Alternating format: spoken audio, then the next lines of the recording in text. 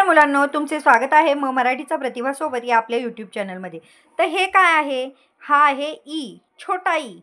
E E इडलिंबूचा। आता आपण ईचे जे शब्द आहेत त्यातला पहिला ईला आपण गोल करणार आहे। ई इमान, मग इथल्या ईला आपण गोल करून घ्यायचा आहे। इमला, इनाम, इलायची, इसब, ईमानदार, इरसल, इलाज, इसम, इमारत।